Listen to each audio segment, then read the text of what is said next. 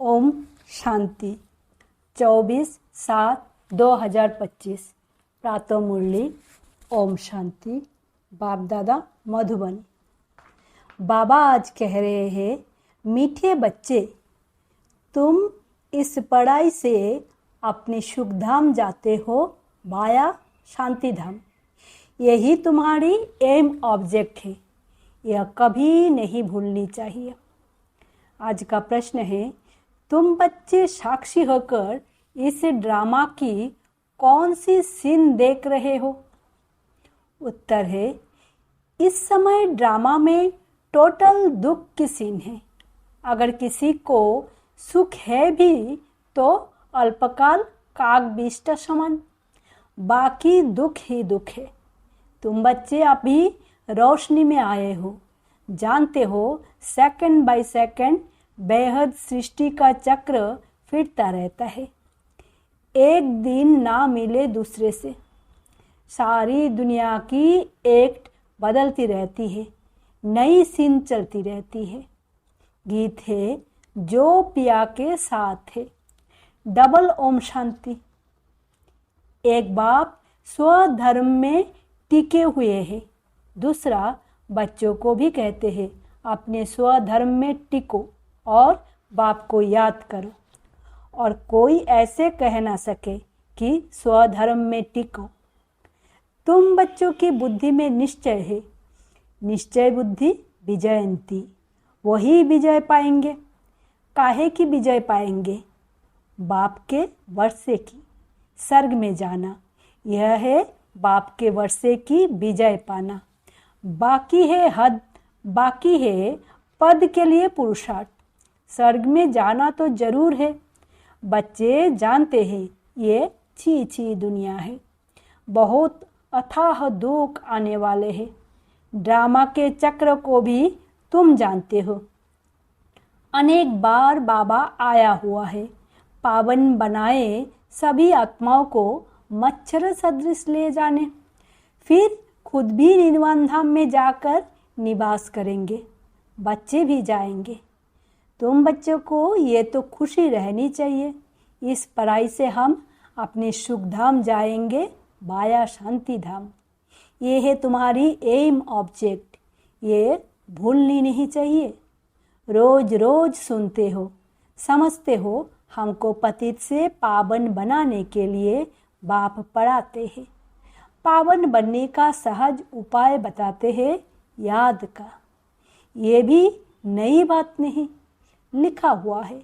भगवान ने राजयोग सिखाया, सिर्फ भूल यह कर दी है जो श्री कृष्ण का नाम डाल दिया है। ऐसे भी नहीं है, बच्चों को जो नॉलेज मिल रही है वो गीता के सिवाय और कोई शास्त्र में होगी। बच्चे जानते हैं कोई भी मनुष्यों की महिमा है नहीं जैसे बाप की है। बाप ना आए तो सृष्टि चक्र का चक्र ही ना फिरे। दुखधाम से सुखधाम कैसे बने? सृष्टि का चक्र तो फिरना ही है, बाप को भी जरूर आना ही है। बाप आते हैं सबको ले जाने, फिर चक्र फिरता है। बाप ना आए तो कलयुग से सतयुग कैसे बने? बाकी ये बातें कोई शास्त्र में नहीं है, राजयोग है ही गीता में। अगर समझे भगवान आबू में आया है तो एकदम भागे मिलन के लिए। सन्यासी भी चाहते तो है ना कि भगवान से मिले। पतित पावन को याद करते हैं वापिस जाने के लिए। अभी तुम बच्चे पद्मा पदम भाग्यशाली बन रहे हो, वहाँ अथाह सुख होते हैं। नई दुनिया में जो देवी देवता धर्म था वो अभी नहीं है। बाप दैवी राज्य की स्थापना करते ही है ब्रह्मा द्वारा। ये तो क्लियर है। तुम्हारी एम ऑब्जेक्ट ही यह है, इसमें संशय की बात ही नहीं। आगे चलकर समझ ही जाएंगे, राजधानी जरूर स्थापना होती है। आदि सनातन देवी देवता धर्म है। जब तुम स्वर्ग में रहते हो तो इनका नाम ही भारत रहता है। फिर जब तुम नरक में आते हो तब हिंदुस्तान नाम पड़ता है। यहाँ कितना दुख ही दुख है। फिर यह सृष्टि बदलती है, फिर स्वर्ग में है ही सुखधाम। यह नॉलेज तुम बच्चों को है। दुनिया में मनुष्य कुछ भी नहीं जानते। बाप खुद कहते हैं, अभी है अंधियारी रात, रात में मनुष्य धक्के खाते रहते हैं। तुम बच्चे रोशनी में हो, यह भी साक्षी हो बुद्धि में धारण करना है।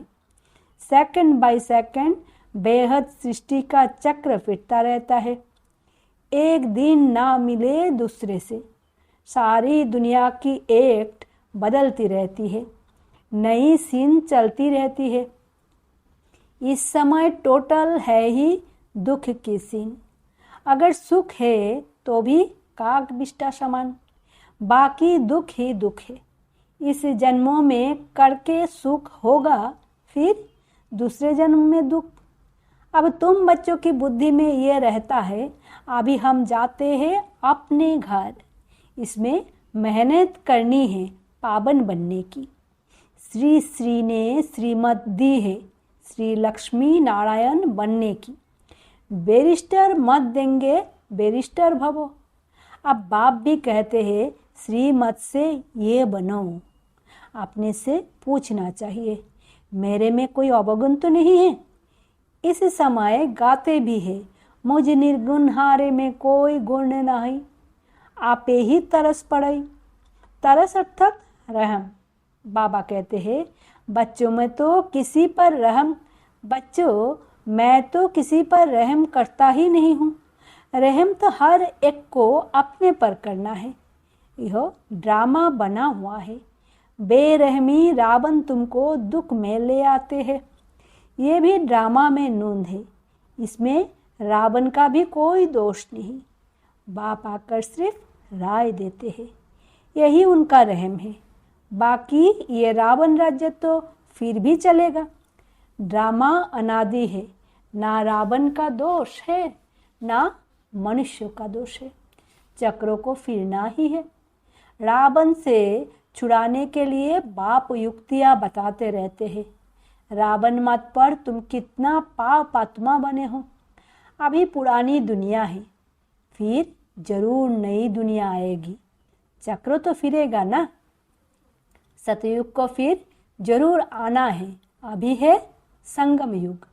महाभारत लड़ाई भी इस समय की है। विनाश काले विपरीत बुद्धि विनशंति, यह होने का है। और हम विजयंती स्वर्ग के मालिक होंगे, बाकी सब होंगे ही नहीं। ये भी समझते हो, पवित्र होने बगैर देवता बनना मुश्किल है। अब बाप से श्रीमत मिलती है श्रेष्ठ देवता बनने की। ऐसी मत कभी मिल ना सके। श्रीमत देने का उनका पार्ट है ही संगम पर, और कोई में तो ये ज्ञान है ही नहीं। भक्ति माना भक्ति, उनको ज्ञान नहीं कहेंगे। रूहानी ज्ञान ज्ञान सागर रूह ही देते हैं। उनकी ही महिमा है ज्ञान का सागर, सुख का सागर। बाप पुरुषार्थ की युक्तियां भी बताते हैं। यह ख्यालात रखना चाहिए कि अभी फेल हुए तो कल्प कल्पांतर फेल होंगे, बहुत चोट लग जाएगी। श्रीमत पर ना चलने से चोट लग जाती है। ब्राह्मणों का झाड़ बढ़ना भी जरूर है। इतना ही बढ़ेगा जितना देवताओं का झाड़ है। तुमको पुरुषार्थ करना और कराना है। सैपलिंग लगती रहेगी, झाड़ बड़ा हो जाएगा। तुम जानते हो, अभी हमारा कल्याण हो रहा है। पतित दुनिया से पावन दुनिया में जाने का कल्याण होता है। तुम बच्चों की बुद्धि का ताला अभी खुला है। बाप बुद्धिवानों की बुद्धि है ना, अभी तुम समझ रहे हो। फिर आगे चल देखना किस किस का ताला खुलता है। ये भी ड्रामा चलता है, फिर सतयुग से रिपीट होगा।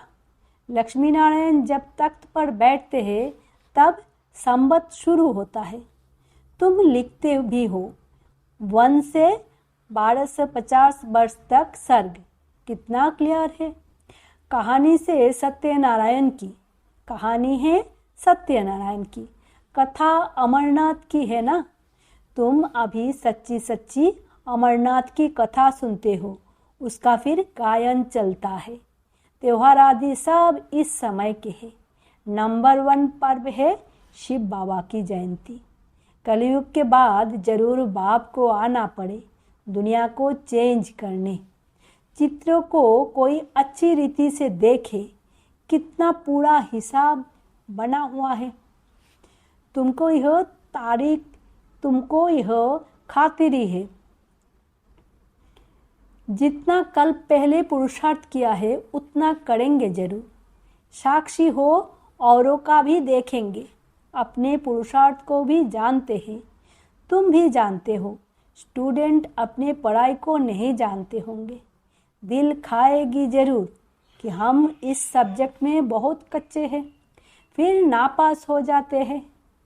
इम्तिहान के टाइम जो कच्चे होंगे उनकी दिल धड़कती रहेगी। तुम बच्चे भी साक्षात्कार करेंगे, परंतु नापास तो हो ही गए, कर क्या सकते हैं। स्कूल में नापास होते हैं तो संबंधी भी नाराज, टीचर भी नाराज होता है। कहेंगे हमारे स्कूल में से कम पास हुए तो समझा जाएगा कि टीचर इतना अच्छा नहीं, इसीलिए कम पास हुए। बाबा भी जानते हैं सेंटर पर कौन कौन अच्छी टीचर है, कैसे पढ़ाती है, कौन कौन अच्छी रीति पढ़कर ले आती है, सब मालूम पड़ता है। बाबा कहते बादलों को लाना है, छोटे बच्चों को ले आएंगे तो उनमें मोह रहेगा। अकेला निकल कर आना चाहिए तो बुद्धि अच्छी रीति लगी रहे। बच्चों को तो वहाँ भी देखते रहते हैं। बाप कहते हैं यह पुरानी दुनिया तो कब्रिस्तान होनी है। नया मकान बनाते हैं तो बुद्धि में रहता है ना, हमारा नया मकान बन रहा है। धंधा आदि तो करते रहते हैं, परंतु बुद्धि नए मकान तरफ रहती है। चुप कर तो नहीं बैठ जाते।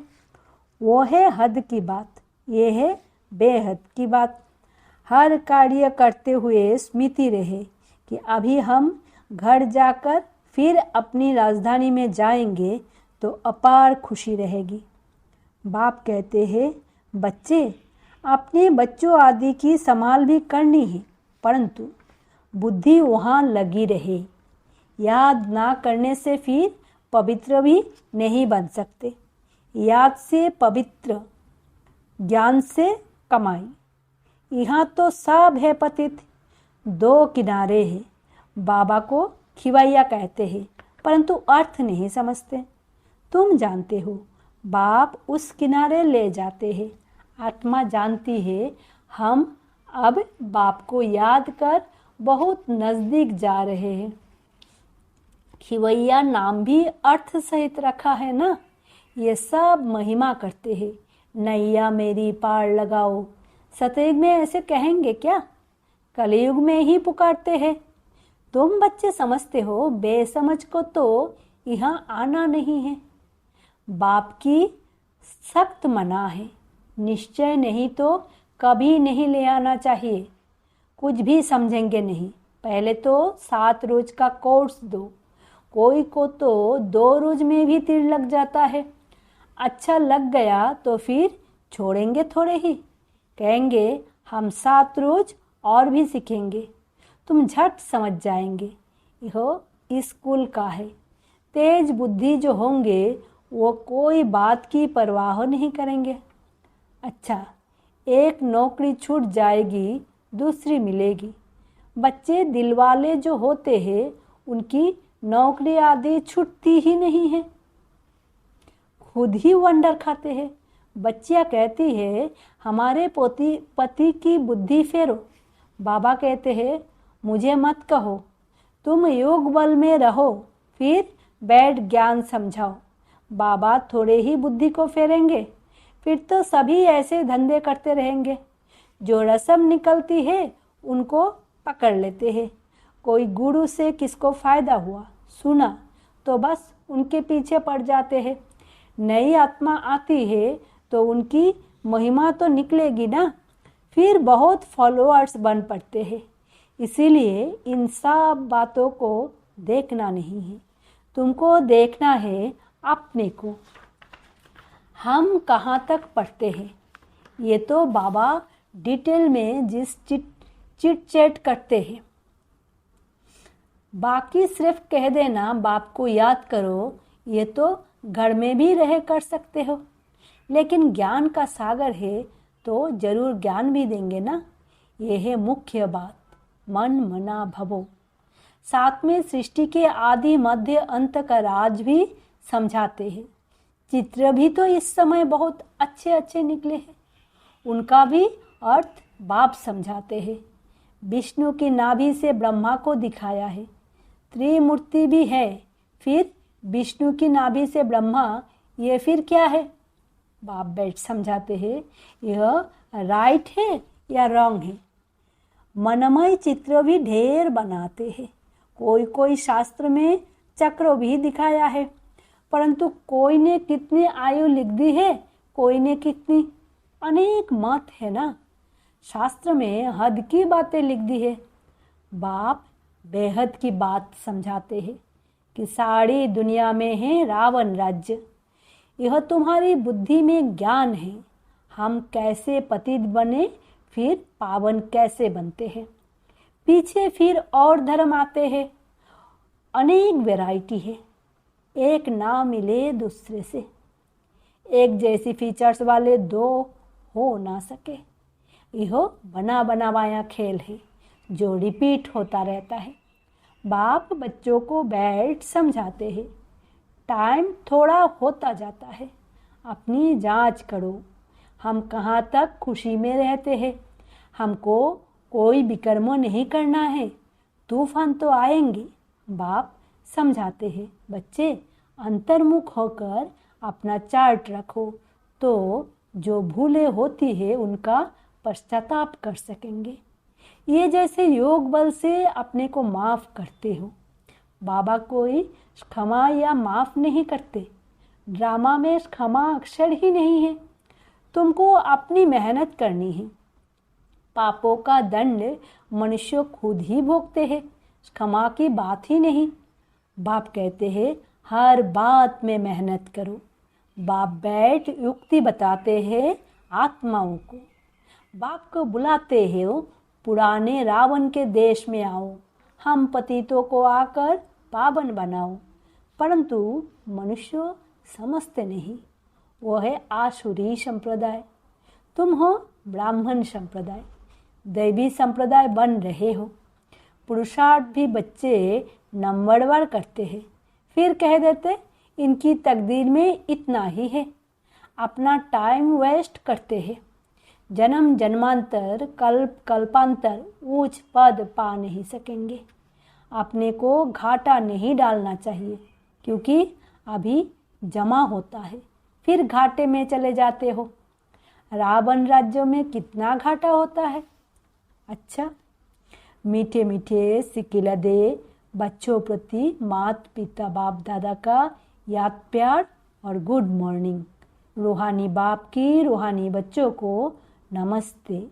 हम रूहानी बच्चों की रूहानी माता पिता बाप दादा को याद प्यार, गुड मॉर्निंग और नमस्ते। धारणा के लिए मुख्य सार। पहला, अंतर्मुखी बन अपनी जांच करनी है। जो भी भूलें होती है उनका दिल से पश्चाताप कर योग बल से माफ़ करना है, अपनी मेहनत करनी है। दूसरा, बाप की जो राय मिलती है उस पर पूरा चलकर अपने ऊपर आपे ही रहम करना है। साक्षी हो अपने व दूसरों के पुरुषार्थ को देखना है। कभी भी अपने आप को घाटा नहीं डालना है।